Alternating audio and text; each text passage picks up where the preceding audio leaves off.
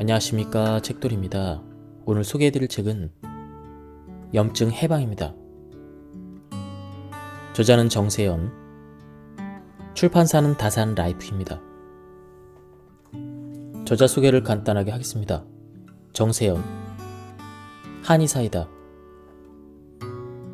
음식의 가능성을 연구하는 식치 전문가이자 한의학 박사이다. 저자는 어린 시절 가족과 함께 오스트리아 비엔나에서 학창 시절을 보내게 되었는데 그곳의 기름진 음식과 나쁜 습관들이 건강을 악화시켜 자주 병원을 드나 들곤 했다. 그러던 중 폐렴에 걸리게 되었는데 병원에서 약이 아닌 캐모마일 차를 처방받고 일주일 만에 병이 호전되는 경험을 했다. 이를 계기로 우리 몸의 자생력과 음식이 지닌 힘에 강한 믿음을 갖게 되었다. 그럼 바로 본문을 보도록 하겠습니다. 염증의 원인을 찾기 전 우리는 염증의 본질에 대해서 이해할 필요가 있습니다. 염증이 발생한다는 것은 본디 나쁜 현상이 아닙니다. 몸속에 염증이라는 불이 나는 것은 전쟁이 일어났기 때문입니다. 우리 몸은 세균, 바이러스, 이물질 등 몸에 해로운 것으로부터 스스로를 지키기 위해 매일 크고 작은 전쟁을 치릅니다. 이를 의학용어로 면역 반응이라고 합니다. 자신을 지키기 위한 과정에서 나타나는 반응이 바로 염증의 셈입니다. 다시 말하면 염증은 질병이 아닙니다. 염증의 목적은 세포 손상을 초기 단계에서 억제하고 파괴된 조직 및 괴사된 세포를 제거하며 동시에 조직을 재생하는 것입니다. 그 과정에서 붓고 아프기에 나쁜 것이라고 여길 수도 있지만 무조건 해로운 것은 아니며 건강을 지키기 위해 반드시 필요한 수단입니다. 그렇게 발생한 염증은 약을 먹지 않아도 시간이 지나면 자연스럽게 사라집니다. 몸을 지키기 위해 발생한 염증이 오래 이어진다면 정상 세포에도 손상을 입히게 될 테니 우리 몸은 스스로 적당한 시점에 제동을 거는 것입니다. 섬유소는 변비에도 좋지만 염증을 낮추는 기능도 한다고 합니다. 물에 녹는 섬유소를 수용성 식이섬유라고 합니다. 수용성 식이섬유가 풍부한 음식으로는 귤, 바나나, 사과, 자두, 살구 등의 과일과 미역, 다시마 등의 해조류, 버섯 등이 있습니다. 곡류 중에는 보리의 베타글루칸이 가장 많습니다. 섬유소 중에 장내 미생물의 먹이가 되는 것은 주로 수용성 식이섬유입니다. 그러나 불용성 식이섬유 또한 면역 균형을 유지하는 데 중요한 작용을 하기 때문에 꾸준히 섭취해야 합니다. 물에 녹지 않는 불용성 식이섬유는 장에서 물을 스펀지처럼 빨아들여 대변의 부피를 늘리고 배변 활동을 원활하게 해서 숙변을 청소합니다. 또한 노폐물과 콜레스테롤을 흡착하고 배출해서 장내 환경을 쾌적하고 건강하게 만드는 데 일조합니다. 따라서 염증을 없애려면 음식을 통해 수용성 식이섬유와 불용성 식이섬유를 매일 섭취해야 합니다. 섬유소는 대체로 변비에만 좋다고 알려져 있지만 사실 염증을 다스리는데 더 큰 의미가 있습니다. 현미밥이나 잡곡밥, 샐러드 또는 나물 반찬을 3접시 정도 그리고 과일 1회 분량을 하루 2번 정도 섭취하면 하루에 챙겨야 될 섬유소를 충분히 섭취할 수가 있습니다. 마지막으로 섬유소 섭취에서 주의할 점이 있습니다. 몸에 좋다고 섬유소를 지나치게 많이 섭취할 경우 탈이 난다는 것입니다. 수용성 식이섬유를 과잉 섭취할 경우 장내 미생물의 분해 작용이 지나치게 활성화되어 장이 예민한 사람은 가스가 차고 복통, 설사 등의 증상가 나타날 수 있습니다. 반대로 불용성 식이섬유를 과잉 섭취하고 충분한 물을 마시지 않는다면 오히려 변비가 생길 수도 있습니다. 하루에 60g 이상 섬유소를 섭취하면 미량 영양소인 철분, 칼슘, 마그네슘, 아연, 무기질과 비타민의 흡수를 방해하게 됩니다. 따라서 성장기 어린이, 빈혈이나 골다공증이 심한 경우에는 섬유소의 섭취량에 각별한 주의가 필요합니다. 사람이 소화하지 못하고 장내 미생물에게 도달하여 먹이가 되는 탄수화물을 전문용어로 맥이라고 합니다. 미생물총 접근 가능성 탄수화물의 약자입니다.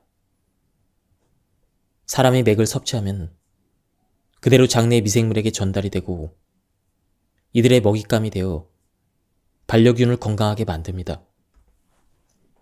매 끼니마다 맥을 챙겨 먹는 이른바 맥 다이어트를 하면 장 공장이 매우 활발하게 돌아가고 각종 염증성 질환에서 벗어나는 데 큰 도움이 됩니다.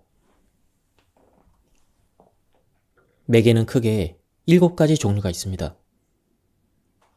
장내 미생물의 다양성을 늘리기 위해서는 7가지 맥을 다양하게 섭취하되 같은 종류에 해당하는 맥 중에서 나의 체질과 현재 건강 상태에 맞는 음식을 골라 먹는다면 효과는 더욱더 좋을 것입니다. 첫 번째 맥은 통곡류입니다. 가공하지 않은 쌀, 밀, 보리 등의 곡류를 말하는데요. 쌀로 말하면 백미가 아닌 현미, 밀로 말하면 밀가루가 아닌 통밀이 통곡물에 해당합니다. 두 번째 맥은 콩류입니다. 검정콩, 약콩, 완두콩, 노란콩 이런 모든 콩이 해당되며 콩으로 제조한 두부도 포함됩니다. 세 번째 맥은 견과류입니다. 신선한 호두, 아몬드, 피스타치오, 캐슈넛 등은 맥 다이어트에 중요한 식품군입니다. 네 번째는 껍질째 먹는 과일입니다.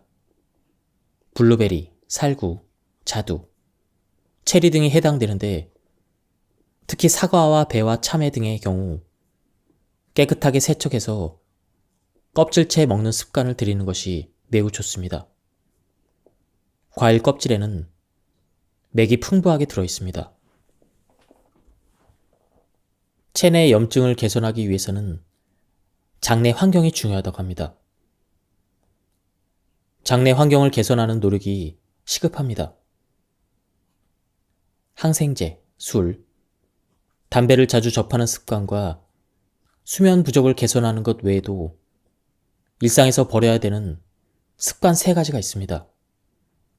첫 번째는 급하게 먹는 습관을 버려야 합니다. 음식을 허겁지겁 빨리 먹으면 공기를 많이 삼키게 되고 대량의 공기가 위장을 따라 들어가게 됩니다. 이때 우리가 입으로 마시는 공기는 뱃속의 가스의 원인이 될 수가 있습니다. 한 가지 예로 면을 먹을 때 후루룩 흡입하면 식사 후에 방귀가 쉴 새 없이 나올 수가 있습니다. 하지만 면을 흡입하지 않고 젓가락으로 돌돌 말아 한 입씩 천천히 먹으면 뱃속이 훨씬 편안해지는 걸 느낄 수가 있습니다. 따라서 가스가 자주 차는 분이라면 평소 급하게 먹는 습관이 있는지 꼭 확인해 보시길 바랍니다. 음식은 한 번에 30번 이상 씹고 20분 이상 천천히 식사하는 습관을 들여야 합니다. 그렇게 해야 장이 편안해집니다. 두 번째는 긴장하는 습관을 버려야 합니다. 지나치게 긴장하면 자연적으로 장도 긴장합니다. 장에는 엄청난 숫자의 신경세포가 있어서 함께 반응하기 때문입니다. 장신경이 긴장하면 장 근육이 경직되어 잘 움직이지 않게 되고, 장 근육이 과민 반응하면 과도한 수축 운동으로 이어지기도 합니다. 장 건강을 위해서 버려야 될 마지막 습관은 찬물을 마시는 습관입니다. 찬물을 마시면 위장 간의 온도가 즉각적으로 떨어집니다. 온도가 떨어지면 위장 간의 운동성도 함께 줄어들게 됩니다. 이때 우리의 몸은 위장 간의 온도를 다시금 높이기 위해 많은 에너지를 사용합니다. 얼마 정도의 시간이 지나면 장의 움직임은 회복되는데, 여기에 또 찬물을 끼얹게 되면 운동성은 다시 뚝 떨어지게 됩니다. 이런 일이 반복되면 위장 간의 전체의 연동 운동도 점점 무력해지게 됩니다. 즉, 원활하게 움직이질 못하게 됩니다. 이 경우 음식물이 장에 머무르는 시간은 길어질 수밖에 없습니다. 결과적으로 음식물이 장내 미생물에 의해서 오랜 시간 발효되면서 가스가 차고 수분을 빼앗긴 대변으로 인해 변비가 생기게 되는 것입니다. 특히 변비가 있는 사람이라면 찬물, 찬 음료를 멀리하는 습관에 익숙해져야 합니다.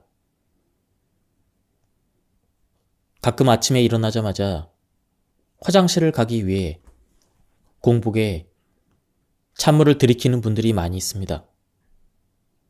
공복의 찬물은 장 경련을 유발해서 변이를 일으키는 것일 뿐입니다. 이런 습관들은 장을 무력하게 만드는 나쁜 습관임을 기억하세요.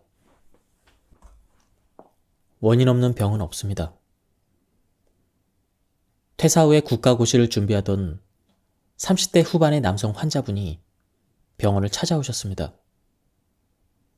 그는 시험 공부를 시작하면서 원인 모를 복통과 설사에 시달리게 되었는데, 심한 날에는 하루에 설사를 5번 이상 한 적도 있다고 합니다.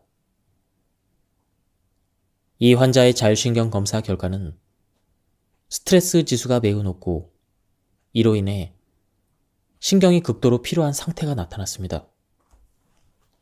만성 스트레스가 지속되면서 교감신경 기능이 정상 범위 이하로 뚝 떨어져 있었습니다. 환자분에게 만성 장염의 원인은 장에 있는 것이 아닙니다. 자율신경에 있습니다. 장이 아닌 자율신경을 치료해야 병이 나을 수 있습니다. 이렇게 설명을 드렸습니다. 곧바로 자율신경의 피로를 회복하는 치료를 실시했고, 자율신경이 서서히 회복하자 자연스럽게 장까지 좋아지게 되었습니다. 누구나 스트레스가 지속되면 자율신경의 균형이 무너지고, 보통은 자율신경이 지배하는 장기 중 내가 가장 약하게 타고난 장기에서 염증이 발생합니다.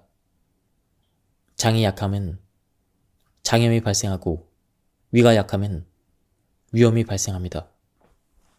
눈앞의 증상만을 쫓기보다는 염증을 만성적으로 일으키는 원인을 치료해야 합니다. 이쯤 되면 건강과 염증 해방에 자율신경이 상당히 중요하다는 사실을 눈치채셨을 거라 생각합니다. 그렇다면 자율신경에 문제가 생겼을 때 빨리 알아차리고 대처하는 것이 중요할 텐데요. 다행스럽게도 자율신경 역시 다른 장기와 마찬가지로 균형이 깨지면 우리 몸에 SOS 신호를 보냅니다. 그 신호를 가장 예민하게 감지할 수 있는 부위가 바로 심장입니다. 이유 없이 가슴이 두근거리고 불안하고 심장이 빨리 뛰거나 가슴이 답답한 증상들이 대표적인 증상입니다. 병원에 가면 별다른 문제가 없다고 진단받는 경우가 대부분입니다. 하지만 분명 이상 증상을 느꼈으니 이는 내 몸 어딘가에 문제가 발생했다는 신호입니다. 이때는 교감신경과 부교감신경의 균형이 깨진 상태, 즉 자율신경 실조증을 의심해 볼 수도 있습니다. 자율신경에 생기는 불균형은 사람에 따라 다양한 형태로 발현됩니다. 교감신경이 치솟은 상태가 지속되면 혈압이 오르고 목덜미가 뻣뻣해지고 심장이 빨리 뛰고 침이 바짝바짝 마르는 마치 화가 난 사람에게 보이는 신호들이 나타납니다. 입맛도 사라지고 잘 체하거나 소화가 안 되며 불면증이 생기기도 합니다. 원인 불명의 미열이 지속되는 경우도 있습니다.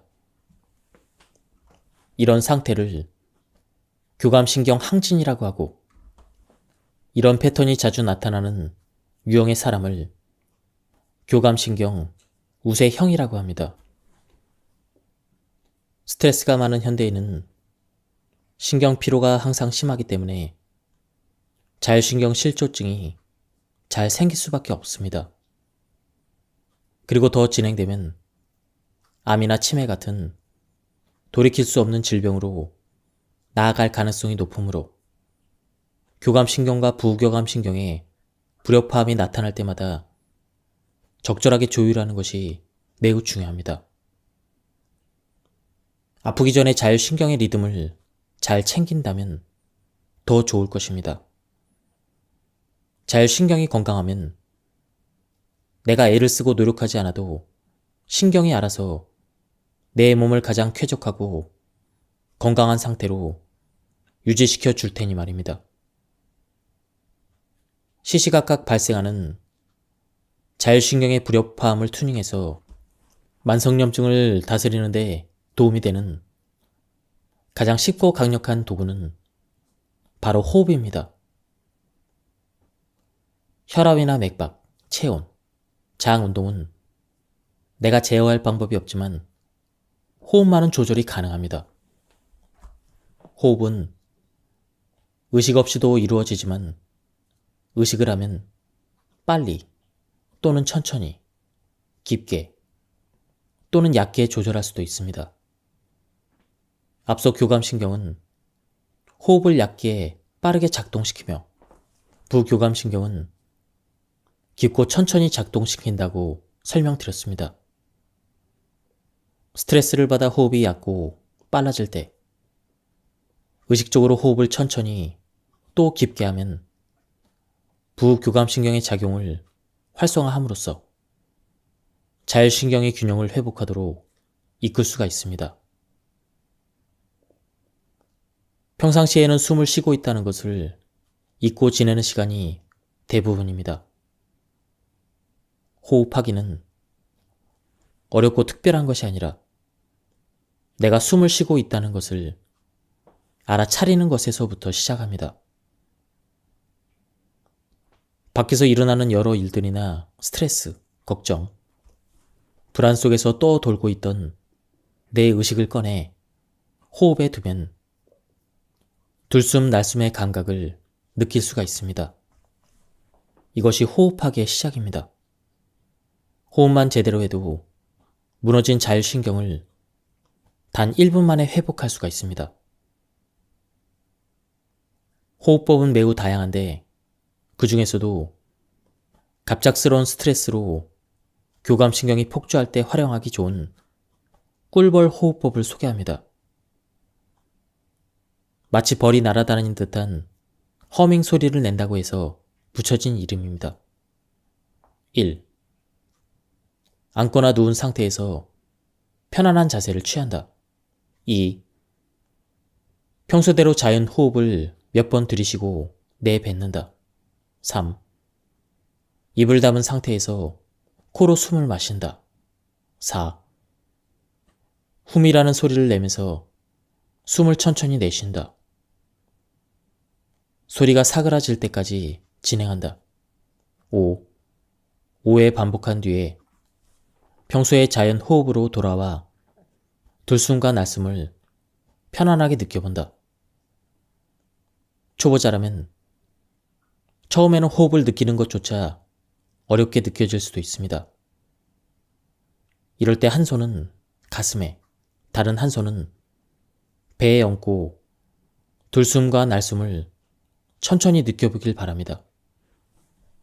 코로 숨을 마시면 배가 볼록해지고 훔 소리와 함께 숨을 뱉으면 배가 홀쭉해지는 걸 느낄 수 있습니다. 들이마시는 숨보다 내쉬는 숨을 더 오래 유지하면 이완 작용이 증가가 되어 효과가 더 좋습니다. 마음속으로 숫자를 세면서 숨을 마시고 또 숫자를 세면서 숨을 뱉어보세요. 좀 더 편안하게 호흡 운동을 진행할 수 있을 것입니다. 복부 비만인 사람이 만성염증에서 벗어나려면 먼저 뱃살부터 빼야 합니다. 지금부터 소개하는 굶지 않고 내장 지방을 가장 빠르게 뺄 수 있는 내장 지방 다이어트 10계명을 실천해 보길 바랍니다. 1. 식사는 길게 한다. 평소에 복부 비만이라는 것이 뭔지 모를 정도로 뱃살이 잘 찌지 않는 사람들에게는 한 가지 공통점이 있습니다. 음식을 천천히 오래오래 씹어 먹는다는 것입니다. 반대로 살이 쉽게 찌는 사람들은 식사할 때 허겁지겁 급하게 먹는다는 특징이 있습니다. 빨리 먹을 경우 뱃살이 쉽게 찔 수밖에 없는데 그 이유는 인슐린 때문입니다. 인슐린은 혈당을 처리하는 동시에 지방을 합성시키는 호르몬입니다. 급하게 먹는 속도만큼 혈당이 치솟고 이를 조절하기 위해 췌장에서는 인슐린을 과잉 분비하게 되는데요. 혈중 인슐린 수치가 높으면 지방이 쉽게 쌓여서 살이 잘 찌는 체질로 변합니다. 식사를 20분 이상 천천히 하는 습관을 들이면 뱃살이 잘 찌지 않습니다. 일 때문에 바빠서 제때 식사를 못하고 시간이 날 때 급하게 먹을 수밖에 없다는 분들이 많이 계시는데요. 이런 경우는 뱃살뿐만 아니라 위장병까지 달고 살 가능성이 높습니다. 건강을 위해서라도 20분의 식사 시간만큼은 확보하면 어떨까요? 두 번째, 수시로 물을 마신다. 우리 몸에서 노폐물이 빠져나갈 수 있는 유일한 방법은 땀과 대변, 소변을 통해서인데 모두 물이 있어야만 가능합니다.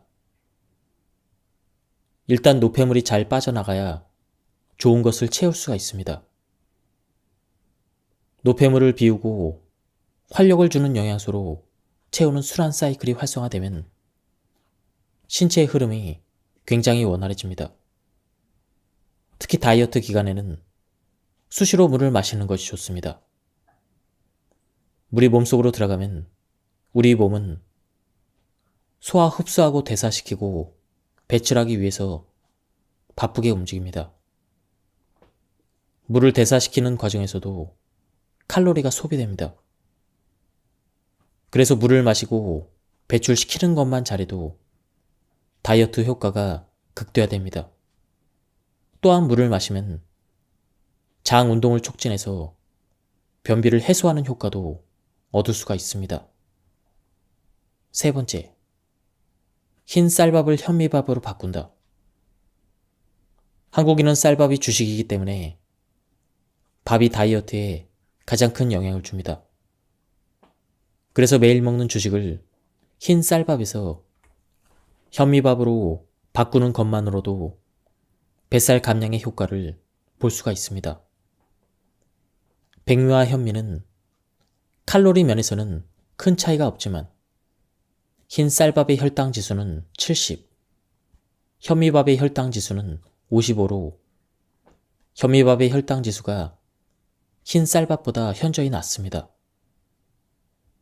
그뿐만 아니라 현미밥은 꼬들꼬들한 식감이 있기 때문에 자연스럽게 오래 씹게 됩니다. 그래서 식사 시간이 길어지게 되는데 보통 식사를 한 지 20분이 지나면 뇌에서 포만감을 느끼게 하는 호르몬이 분비됩니다. 이 때문에 폭식과 과식에서 멀어지게 되고 식사 후에도 든든함이 오래가기 때문에 군것질거리가 크게 땡기지 않습니다.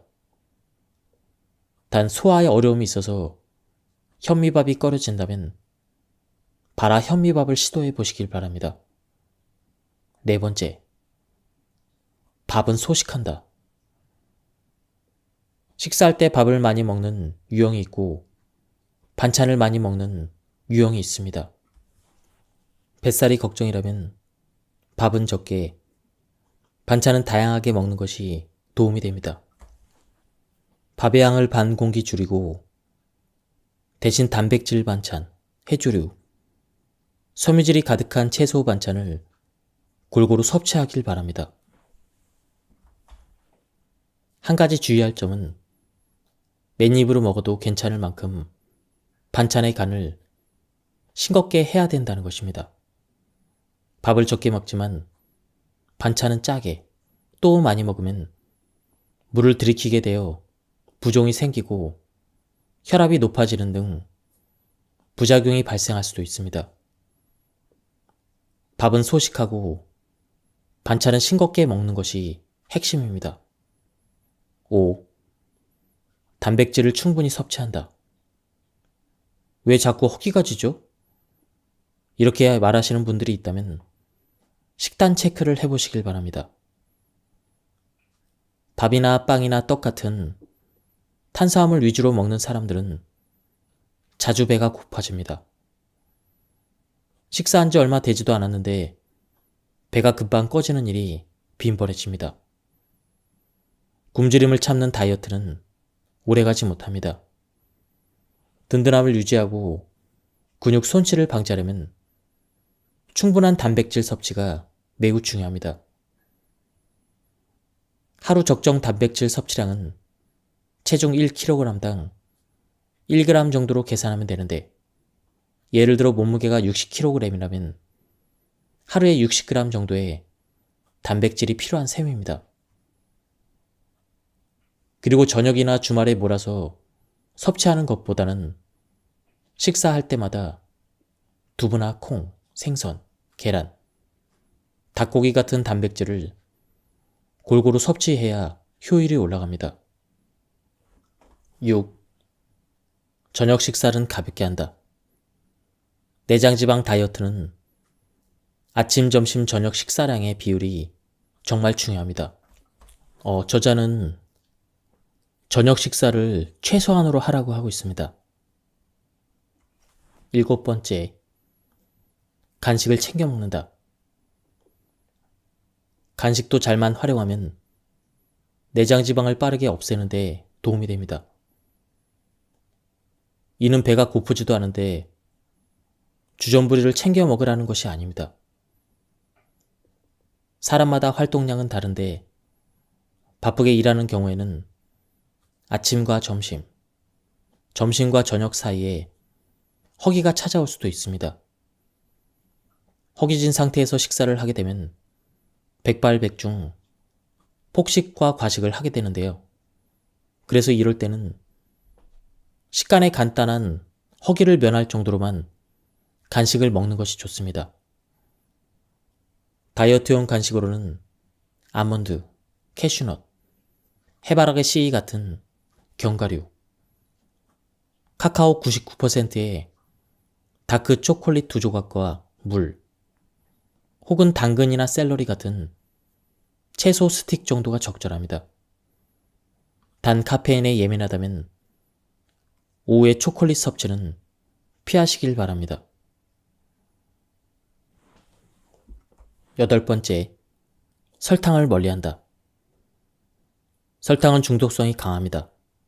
한번 먹게 되면 계속해서 당기는데 먹으면 먹을수록 몸을 망가뜨립니다. 또 설탕은 혈당이 치솟는 혈당 스파이크를 일으켜 인슐린 분비를 증가시키는데 혈액 속에 인슐린이 많으면 조금만 먹어도 살이 찝니다. 사실 평소에 설탕을 떠먹는 분들은 없을 것입니다. 문제는 우리가 의식하지 않는 사이 모르고 섭취하는 설탕입니다. 가공식품이나 음료수 등이 이에 속합니다. 이런 식품에 들어가 있는 정제당, 액상과당, 옥수수 시럽 같은 첨가당은 내장 지방을 쌓이게 하고 염증을 일으키는 주 원인이 됩니다. 체중 당화 산물이라고 하는 당 독소는 단백질이 설탕 같은 당뇨와 반응할 때 생성되는 변성 단백질입니다. 몸 안에 돌아다니는 당분이 많을 때 단백질과 반응하여 자체 생산되기도 하고 당 독소가 많은 음식을 통해 몸속으로 들어오기도 합니다. 당 독소가 혈관에 쌓이면 혈관 내피세포의 염증을 일으켜 동맥경화를 유발합니다. 뇌 신경에 축적되면 신경 독성을 일으켜 파킨슨 질환이나 알츠하이머 치매 같은 퇴행성 질환을 촉진합니다. 피부에 축적되면 피부세포의 염증 반응을 촉진해서 주름살을 늘리고 노화를 앞당깁니다. 특히 당뇨 환자라면 더 조심해야 합니다. 당 독소가 끼치는 해악은 셀 수 없이 많은데 그 중에서도 가장 치명적인 것은 뇌 신경의 만성염증을 초래하여 서서히 죽어가게 한다는 것입니다. 뇌 신경의 염증을 부르는 당 독소를 줄이려면 가장 먼저 설탕을 포함한 당 섭취를 자제해야 합니다. 혈액 속에 잉여당이 많이 떠돌아다니면 체내에서 만들어지는 내인성 당 독소가 증가하기 때문이죠. 동시에 음식을 통해서 직접적으로 섭취하는 외인성 당 독소를 줄이는 것도 매우 중요합니다. 지금부터는 당 독소가 많은 음식, 그리고 당 독소를 유발시키는 조리법 등을 살펴보려고 합니다.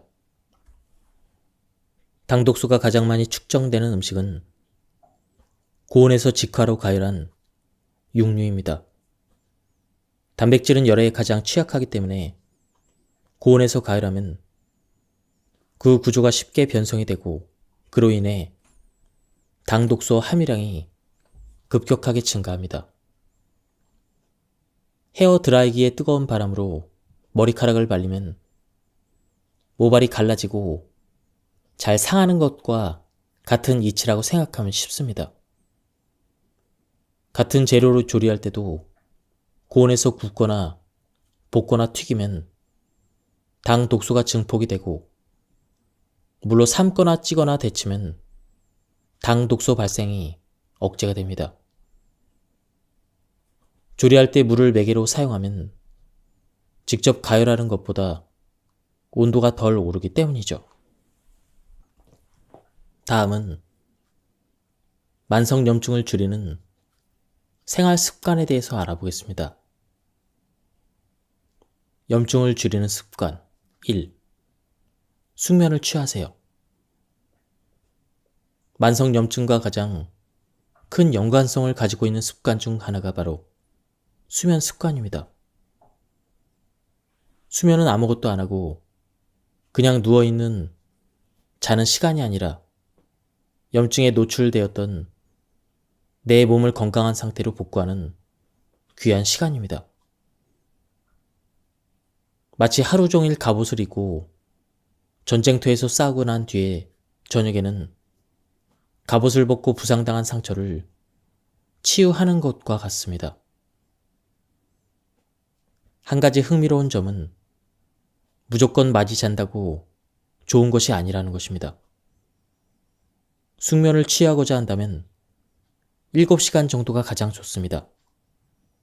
수면도 습관입니다. 수면 시간을 일정하게 유지하면서 때가 되면 잠이 오고 때가 되면 깨어날 수 있도록 생체 시계를 잘 관리하는 것이 매우 중요합니다. 오전에는 충분히 햇볕을 쬐이고 낮에는 부지런히 움직이세요. 늦은 밤에 야식이나 TV 시청은 되도록 피하도록 하고 정해진 시간에 잠자리에 들어서 좋은 신체의 리듬을 유지하는 습관을 갖길 바랍니다. 염증을 줄이는 습관 두 번째, 자주 움직이세요. 염증을 부르는 또 다른 습관은 오랜 좌식 생활입니다. 사람은 본래 움직이는 동물입니다. 우리 몸은 팔다리를 움직이며 걷고 뛰면서 근육이 축축 이완할 때 혈액순환과 림프순환이 활성화되도록 설계되어 있습니다. 이 활동으로 인해 독소와 염증 물질이 체내에 쌓이지 않고 쉽게 배출이 됩니다. 그런데 여러분들의 일상생활은 어떤가요? 직업에 따라 다르겠지만 대부분의 사람들은 온종일 앉아서 일을 하고 공부하고 있습니다. 이런 습관은 염증을 다스리는 데 매우 불리합니다. 따라서 평소에 오래 앉아 지낼 수밖에 없는 사람에게 일주일에 5회 이상 꾸준한 운동은 선택이 아니라 필수입니다. 그런데 이미 만성염증에 시달리는 사람이라면 운동 횟수보다 중요한 것이 있습니다. 바로 틈틈이 움직이는 것입니다. 내내 앉아서 생활을 하다가 하루 1시간 운동만으로 움직임을 끝내기보다는 50분 앉아있기와 10분 움직이기를 반복하는 것이 원활한 순환을 유지하는 훨씬 더 효과적인 방법입니다. 짬짬이 일어나서 걷거나 스트레칭을 하는 것은 염증 물질의 배출을 촉진하면서 동시에 뇌의 피로와 마음의 스트레스를 푸는 방법이 되기도 합니다. 앉아있는 시간이 길수록 염증이 쌓이게 됩니다. 틈새의 운동을 공략해 보시기 바랍니다. 염증을 줄이는 습관 네 번째, 물을 챙기세요. 염증에 좋은 음식을 많이 섭취한다 하더라도 몸에 독소가 많이 쌓여 있으면 효과를 보기 어렵습니다. 식품 속의 각종 첨가물부터 미세먼지, 샴푸나 화장품, 염색약에 있는 화학 성분뿐만 아니라 스트레스로 생긴 활성산소까지 몸에 축적되면 통증과 염증, 알레르기 질환에 쉽게 노출될 수가 있습니다. 이렇게 매일 쌓이는 독소를 우리 몸은 어떤 방법으로 처리할까요? 대부분은 물을 통해서 씻어냅니다. 대변, 소변, 땀을 통한 독소 배출은 모두 물을 통해 이루어지는 것입니다. 지금까지 이 책에 대한 리뷰를 모두 마쳤습니다. 이 책에서는 모든 병의 근원을 만성염증으로 정의하고 있습니다. 그리고 그 만성염증을 치료할 수 있는 생활 습관과 음식에 대해서 쉽게 설명해주는 그런 책이었습니다. 한번 책을 구해서 읽어보실 것을 추천드립니다. 여기서 리뷰를 마치도록 하겠습니다. 감사합니다.